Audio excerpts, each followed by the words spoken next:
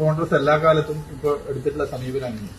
ബാബരി മസ്ജിദിന്റെ തകർച്ച എടുത്ത് പരിശോധിച്ചാൽ ബാബരി മസ്ജിദ് കേവലം ഒരു മുസ്ലിം ആരാധനാലയം മാത്രമല്ല, ഇന്ത്യയുടെ ഒരു മതേതരത്വത്തിന്റെയും ഒക്കെ പ്രതീകമായിരുന്നു. ആ ബാബരി മസ്ജിദ് തകർച്ച കോൺഗ്രസിന്റെ ഈ സ്റ്റാൻഡാണ്. കോൺഗ്രസിന്റെ ഈ ഒരു വ്യക്തതയില്ലാത്ത നിലപാട്. അക്കാര്യത്തിൽ കൃത്യമായ വ്യക്തത ഉണ്ടായിരുന്നു. അന്നത്തെ പ്രധാനമന്ത്രി നരസിംഹറാവു കണ്ണടച്ച് അതിനുള്ള സൗകര്യം ചെയ്തു കൊടുത്തു. പിന്നീടുള്ള ഓരോ വിഷയം എടുത്തോ, പൌരത്വ നിയമം എടുത്തോ, കേരളത്തിന് നിന്നും ഒരുപാട് എംപിമാർ വിജയിച്ചു പോയി. ശക്തമായ ഒരു ശബ്ദം പൌരത്വ നിയമ വിഷയത്തിൽ ഉന്നയിക്കാൻ പറ്റി.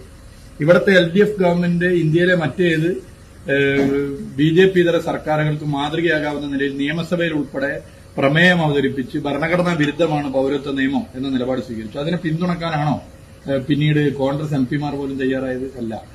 ഇത്തരം നിലപാടെടുക്കുന്ന LDF ഗവൺമെന്റിനെ എങ്ങനെയെങ്കിലും ദുർബലപ്പെടുത്താമെന്നുള്ള കേന്ദ്ര BJP ഗവൺമെന്റിന്റെ സമീപനത്തോടൊപ്പമാണ് കേരളത്തിലെ കോൺഗ്രസ് എംപിമാർ നിലകൊണ്ടത്. കേരളത്തിന് അർഹമായി ലഭിക്കേണ്ട പല ആനുകൂല്യങ്ങളും ലഭിച്ചില്ല, കേരളത്തിന് വിഹിതം ലഭിച്ചില്ല, കേരളത്തിന് അവകാശങ്ങൾ ലഭിച്ചില്ല, ബഡ്ജറ്റിൽ ഫണ്ട് വെട്ടിക്കുറച്ചു.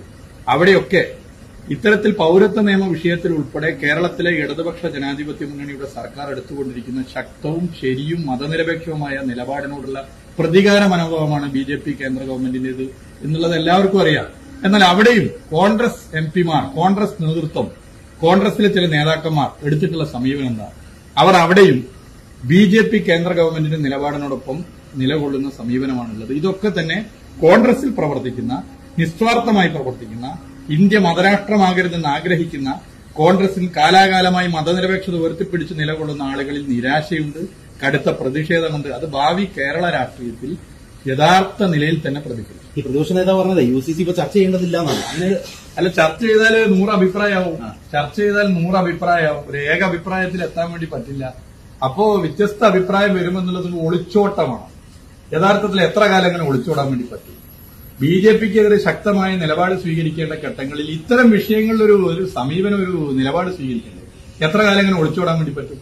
ഒളിച്ചോടലല്ല, രാഷ്ട്രീയമായ നിലപാട് സ്വീകരിക്കലാണ്, രാഷ്ട്രീയമായ നിലപാട് പറയലാണ്. അത് പറയാൻ കോൺഗ്രസിന് സാധിക്കാത്തത് രാഷ്ട്രീയവും സംഘടനാപരവുമായി കേരളത്തിലെ കോൺഗ്രസ് എത്രത്തോളം ദുർബലപ്പെട്ടു എന്നുള്ളതിന്റെ ഏറ്റവും വലിയ ഉദാഹരണം. ആ വിഷയത്തിൽ ശക്തമായ ഒരു നിലപാട് CPM എടുക്കുന്നു. ഞങ്ങൾ യോജിപ്പിക്കാവുന്ന എല്ലാവരെയും യോജിപ്പിച്ചുകൊണ്ട് നിലപാട് സ്വീകരിക്കുമെന്ന് സഖാവ് MP ഗോവിന്ദൻ മാസ്റ്റർ ഇന്നലെ പ്രഖ്യാപിച്ചിട്ടുണ്ട്. കോഴിക്കോട് നല്ല നിലയിൽ സെമിനാർ സംഘടിപ്പിക്കും. സാധ്യമാകുന്ന എല്ലാവരെയും യോജിപ്പിച്ചുകൊണ്ട് കോഴിക്കോട്ടെ സെമിനാർ ഒരു അഭൂതപൂർവമായ പ്രതിരോധമായി മാറും.